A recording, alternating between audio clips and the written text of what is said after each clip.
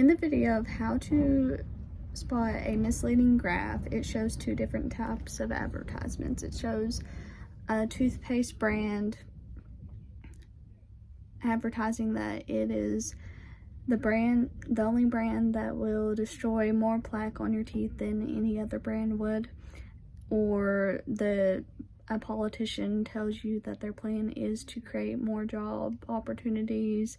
And we are so used to these advertisements that we don't even pick up that they are misleading and that some of them aren't true. But whenever you add a graph that has a claim to it, it catches people's eye more. And because they think, hey, it has a graph, it should be from the year 07 to the year 2010. And it is manipulating the x-axis in two ways. The scale is inconsistent. It is compressing the 15th month period from March to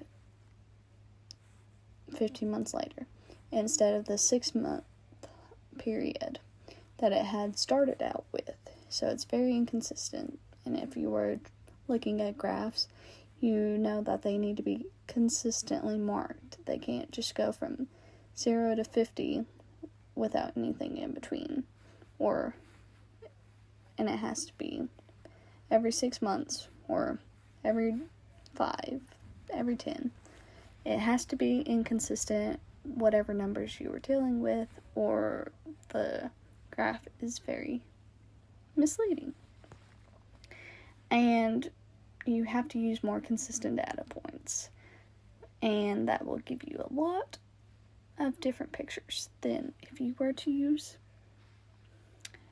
different points. And the reason for job losses were increasing is because the timeline was near the biggest financial collapse after the Great Depression. Video, the first graph plots the average annual ocean temperature from 1880 to 2016, making the change look insignificant.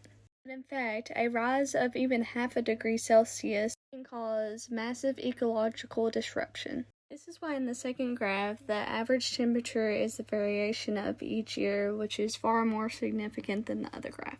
Cherry picking is what people who like to use graphs do. They use it for their own benefit, and they like to put the data points and all the scales just for their benefit.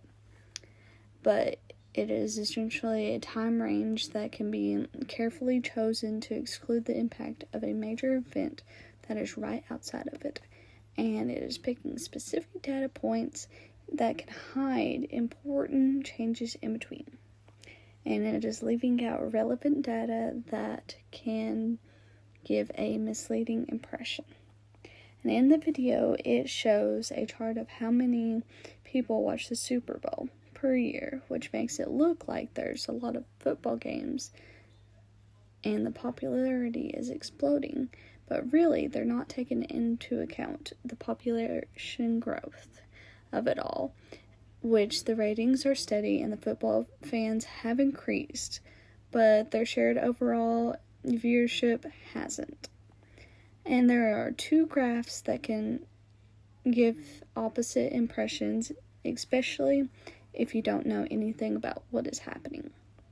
And graphs, when used well, can help grasp complex data. But graphs that are not used properly can give a lot of misleading information and can lead you somewhere else, and when not looking at it carefully.